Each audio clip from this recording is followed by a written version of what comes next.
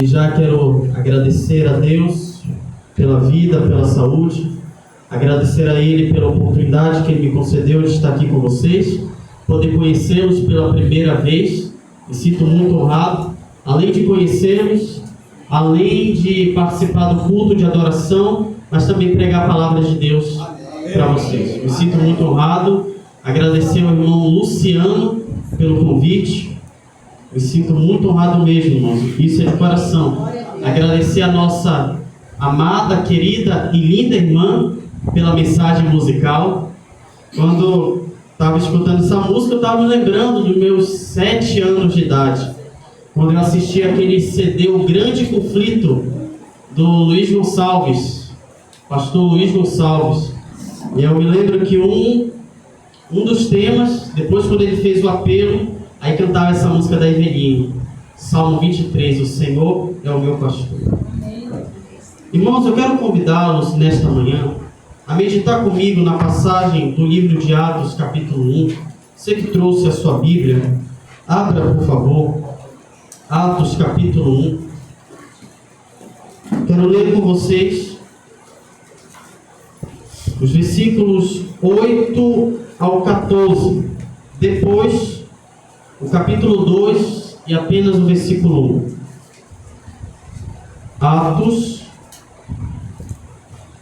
Atos capítulo 1, versículos 8 ao 14. Depois, o capítulo 2 e o versículo 1.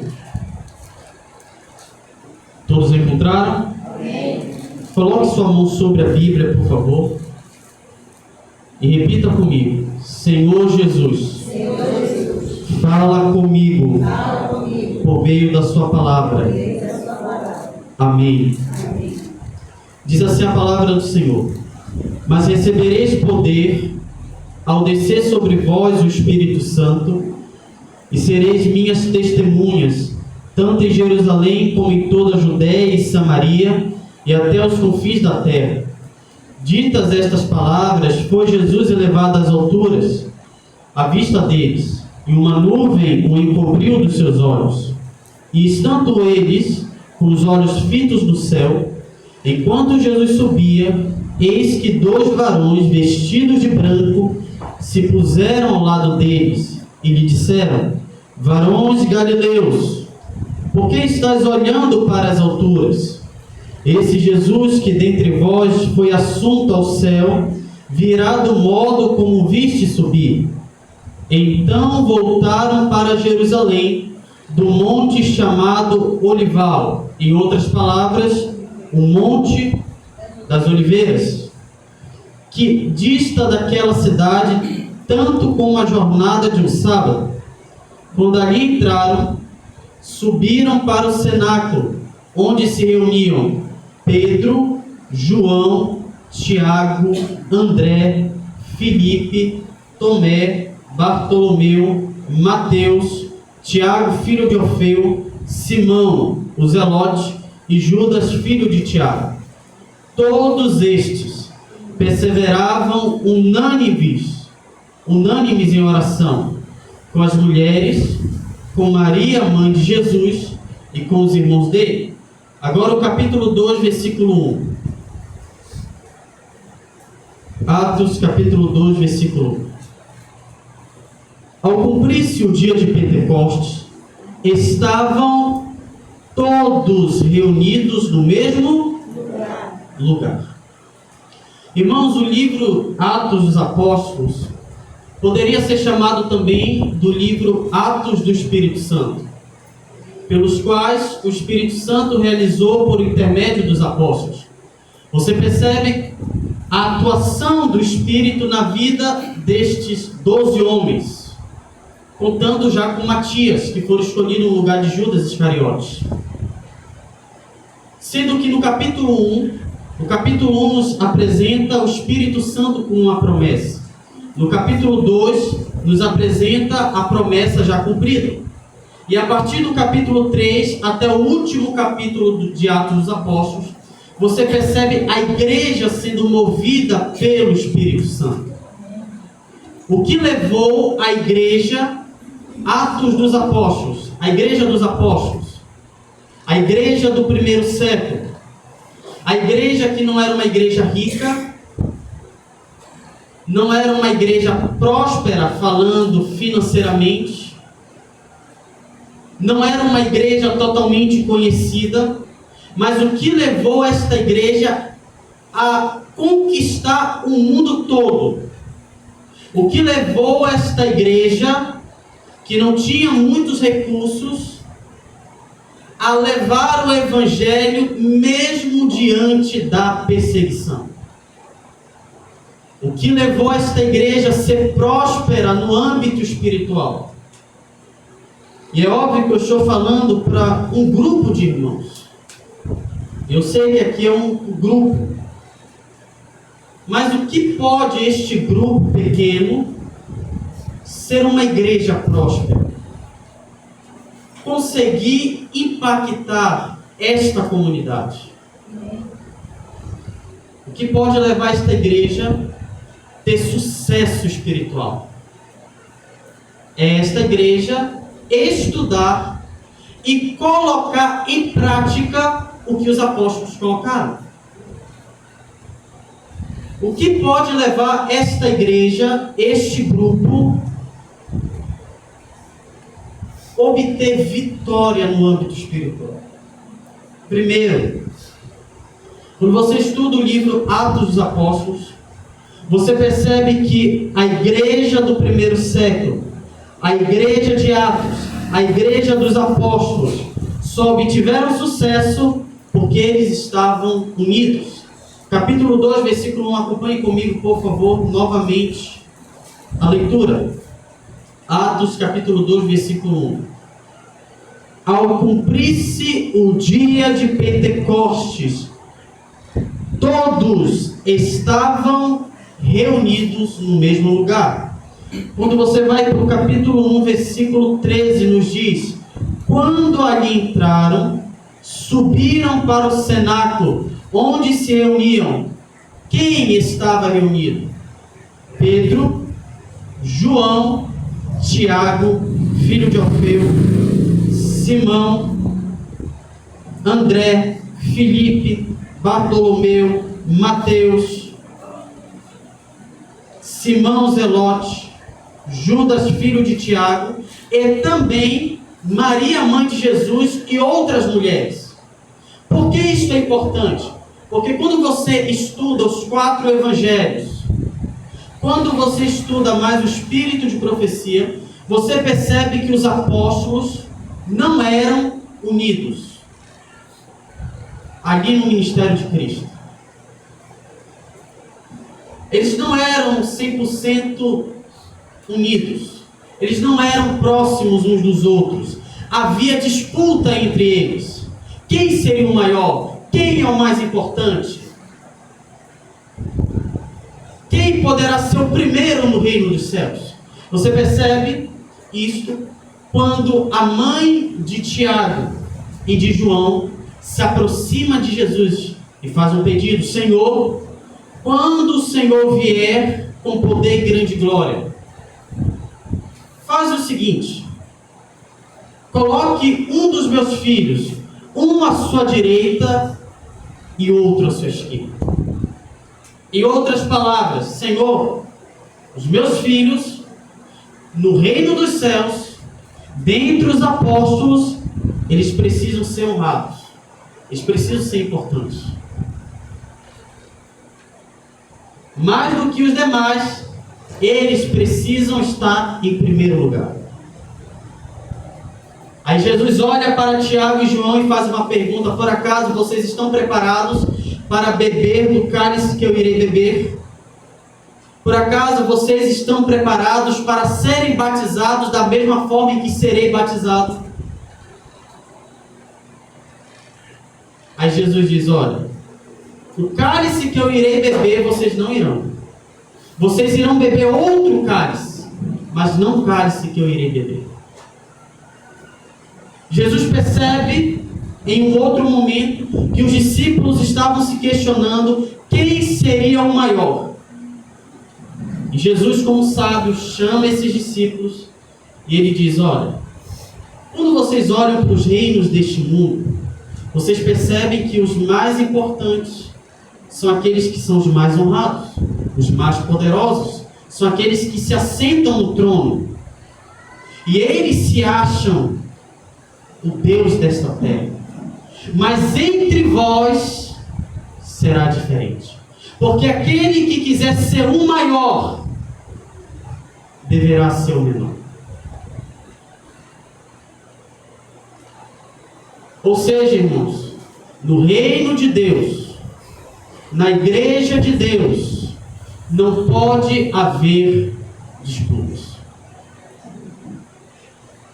Não pode haver intrigas. Não pode haver ódio. Não pode haver rancor. Se há entre nós irmãos que estão há dias sem falar com outros,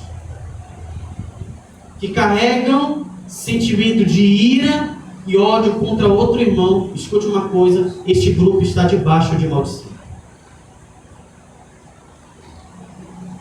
Porque a Bíblia diz que há 6 coisas que Deus detesta, e a 7ª, a alma dele abomina. E qual é a 7ª? Aquele que causa divisão entre irmãos.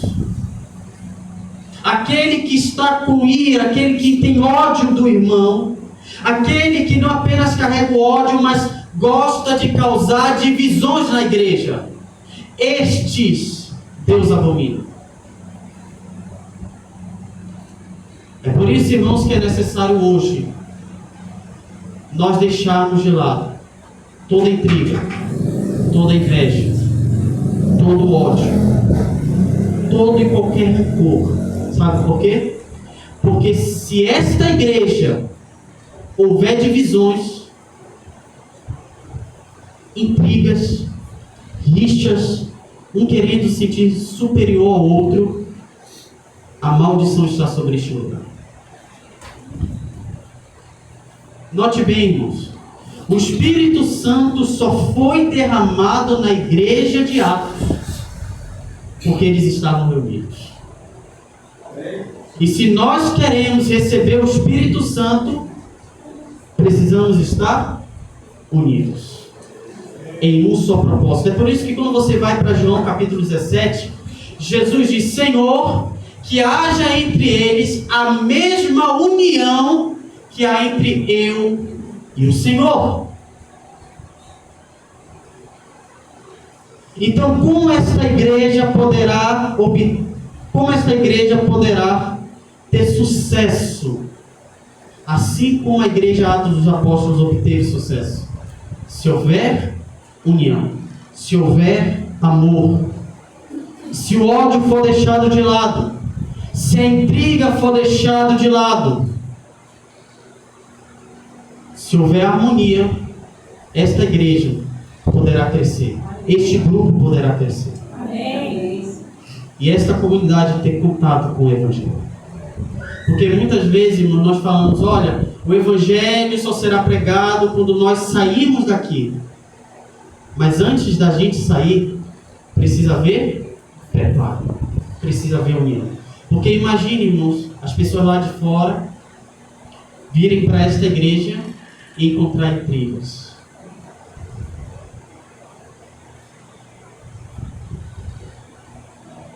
Sabe por quê, irmãos? Muitas vezes tem pessoas que ainda não aceitaram o Evangelho.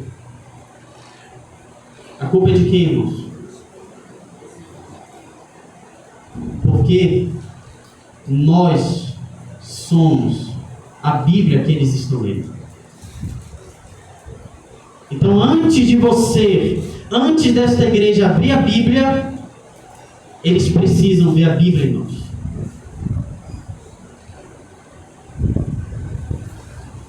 Segundo passo, para que esta igreja tenha sucesso. Atos capítulo 1, versículo 14. Atos capítulo 1, versículo 14. Diz assim a palavra do Senhor: todos estes perseveravam unânimes o que, irmãos? em oração. Em oração. Porque a igreja de Atos dos Apóstolos obteve sucesso. Sabe por quê, irmãos? Porque era uma igreja que orava. Era uma igreja de oração. Hoje, infelizmente, a igreja do Senhor é conhecida de tudo, menos de oração.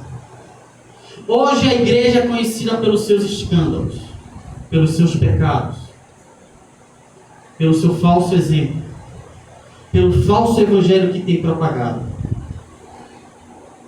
Mas como a igreja de Atos dos Apóstolos era conhecida, irmãos? Uma igreja de oração. A marca de um cristão é quando ele ora.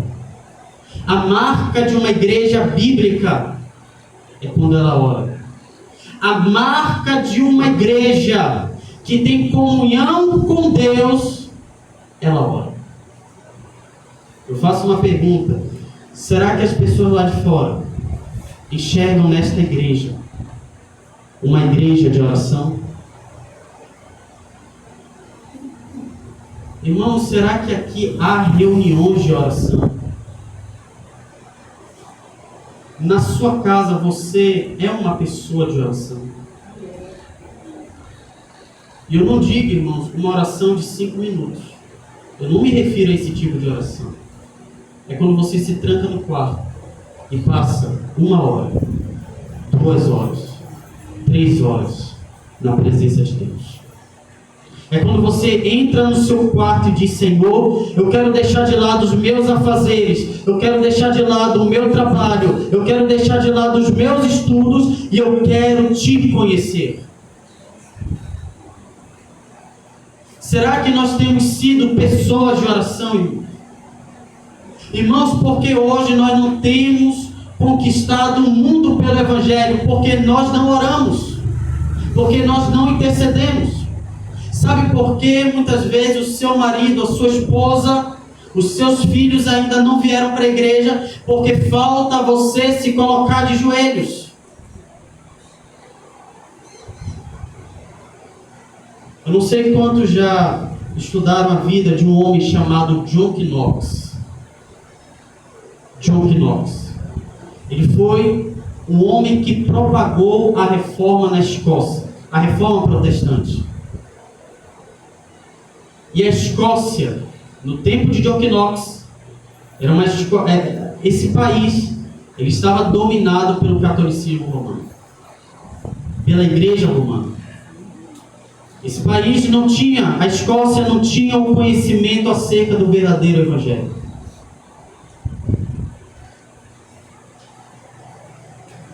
Este homem, ele começou a propagar o evangelho na Escócia.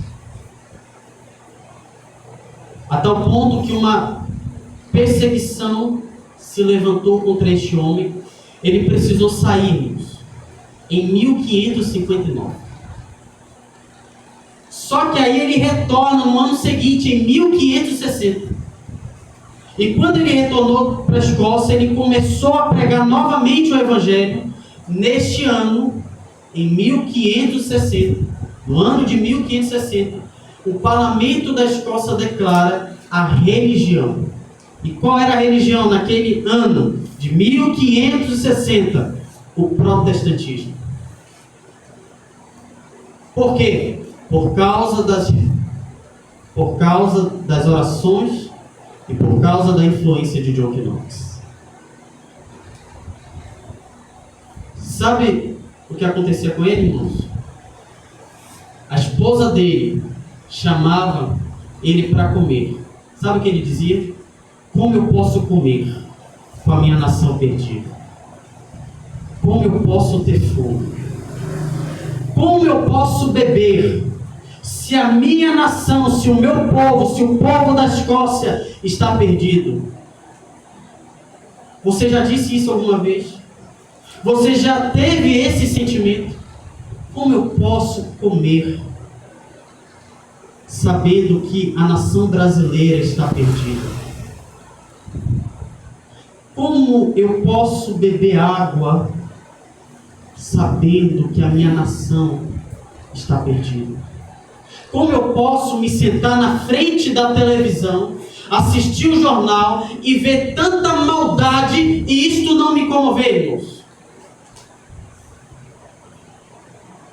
Então John Knox dizia para a esposa: como eu posso comer com a minha nação perdida? Como eu posso ter fome? Eu tenho que orar, mulher. Ele dizia: dá-me a Escócia, Senhor, senão morro. Senhor, se o Senhor não me der a Escócia, eu vou morrer. Eu prefiro morrer. Se o Senhor não me der a alma dos meus filhos, a alma do meu marido, a alma da minha esposa, a alma dos meus vizinhos, se o Senhor não me der, eu prefiro morrer. Esta era a oração desse homem. Charles Spurgeon, o príncipe dos pregadores, ele tinha uma igreja chamada Tabernáculo. Sabe quantos membros havia na igreja de Spurgeon? 12.000 membros. 12.000 membros. E aí perguntaram para Charles Spurgeon: qual é o segredo do crescimento da igreja do Tabernáculo? Sabe o que ele respondeu? Ele diz o seguinte: o segredo do crescimento da minha igreja é porque a igreja do Tabernáculo é uma igreja que ora, é uma igreja de oração. Na reunião da segunda-feira, toda a igreja comparece para clamar pela cidade, para orar por uns pelos outros. Isto é o crescimento. Irmão, você já imaginou uma reunião de oração com 12.000 pessoas orando?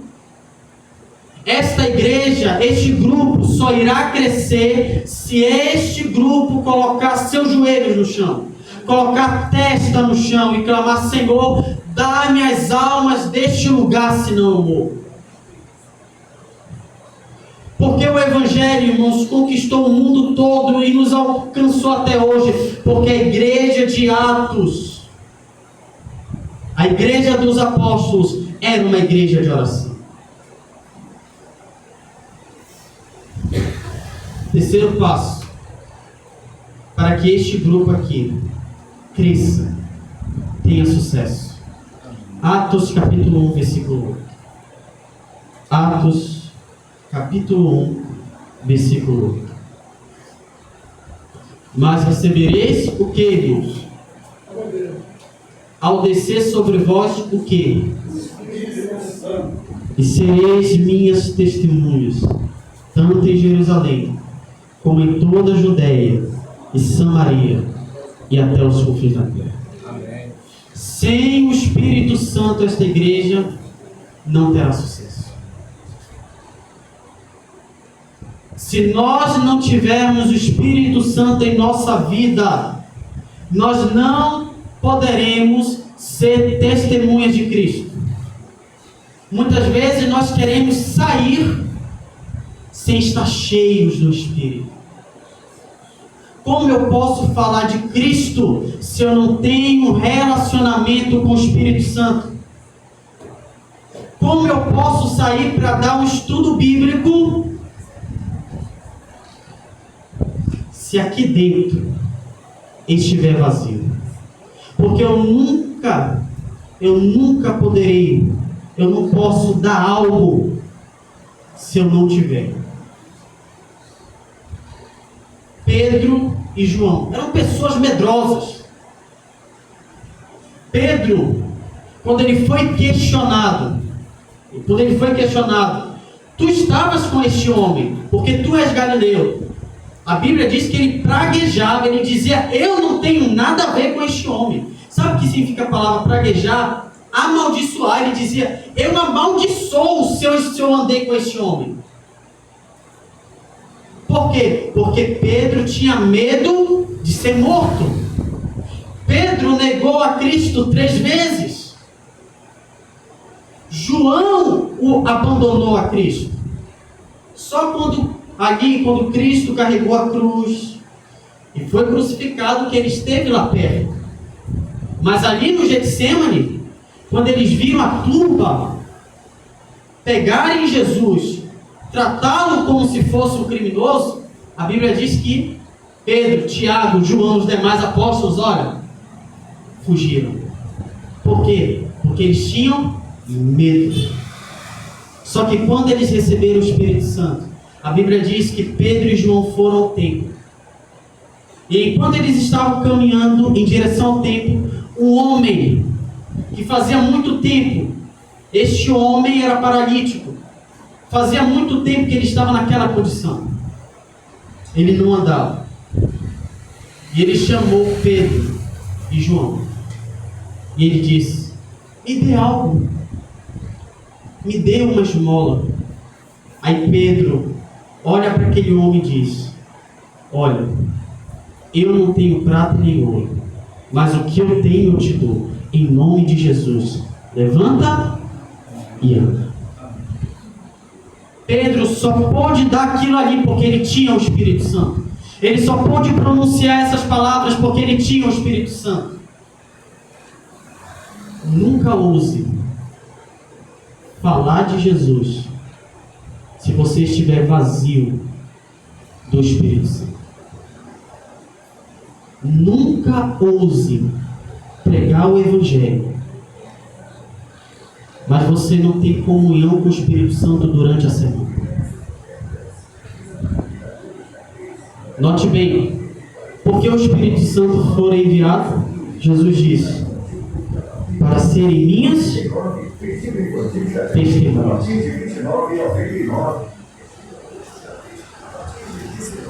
Minhas testemunhas. Sabe o que quer dizer testemunhas no grego aqui, irmão?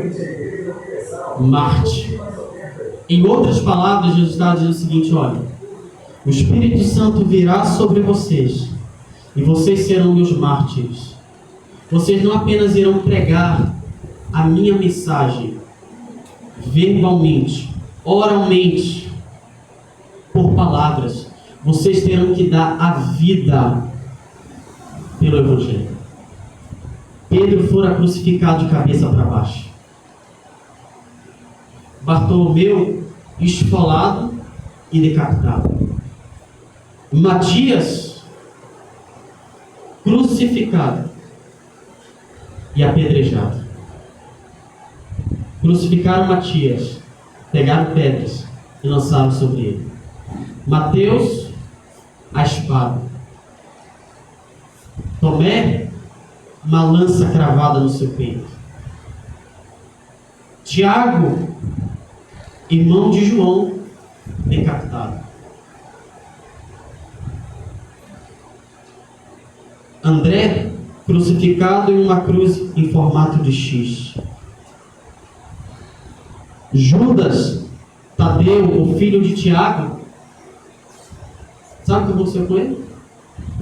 Cerrado ao meio.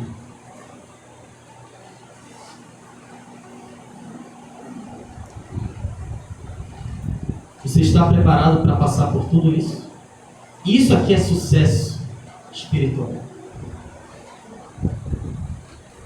É você ser capaz de pregar o Evangelho não apenas por palavras, mas dando a sua vida se for necessário.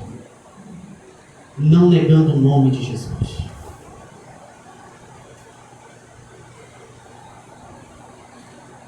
Este grupo só poderá obter sucesso espiritual se tiver o Espírito Santo.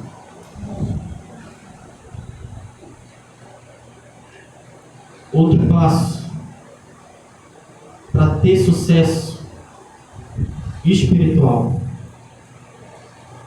ainda está no versículo 8. Mas recebereis poder ao descer sobre vós o Espírito Santo e sereis minhas pregação do Evangelho. Sem a pregação, ninguém poderá conhecer o Senhor. Paulo diz: como poderão crer se não forem enviados?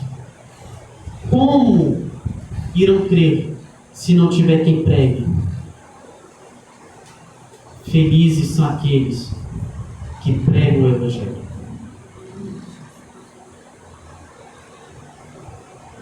A igreja Atos dos Apóstolos era uma igreja envolvida na missão, seja por meio das suas ofertas, seja por meio dos seus dízimos, seja por meio dos seus talentos, seja por meio do seu corpo, mas eles pregavam o Evangelho. Eles estavam envolvidos na missão. Sem a missão, esta igreja não terá sucesso no âmbito espiritual.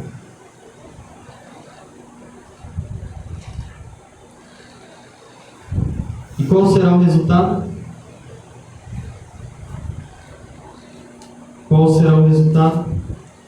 Versículo 11. Atos capítulo 1, versículo 11.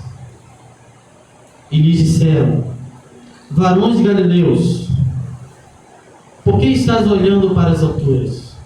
Esse Jesus que dentre vós foi assunto ao céu, virá do modo como vistes subir. Irmãos, ao mesmo tempo que isto aqui é o resultado, mas também, aqui também nós podemos encontrar um passo para obtermos sucesso espiritualmente. Sabe, irmãos? É estar com os olhos fitos aonde, irmãos? No céu. Jesus vai voltar, irmãos. Ele vai voltar para dar fim ao mal. Quer estejamos preparados ou não, quer você crendo ou não, Ele voltará. Quer este grupo se preparando ou não, colocando esses passos em prática ou não, Ele voltará. Mas Ele vem a esta terra para tirar daqui, deste mundo, uma igreja. Ele vem a esta terra tirar daqui uma igreja. Que igreja é esta?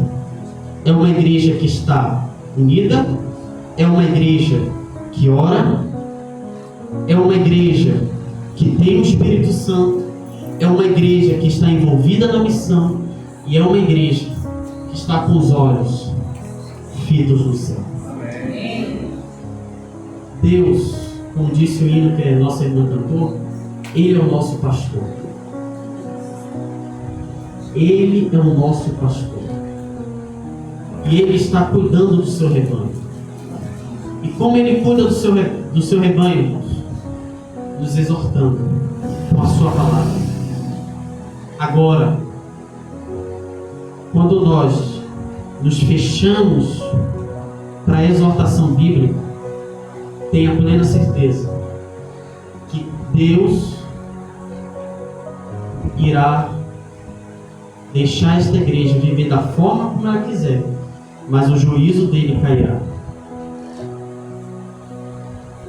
Se esta igreja não quer sofrer os juízos de Deus, se esta igreja quer ter sucesso espiritual, reforço mais uma vez: união, oração, Espírito Santo, missão e os olhos fixos no céu, esperando a nossa bendita salvação, esperando o nosso bendito céu.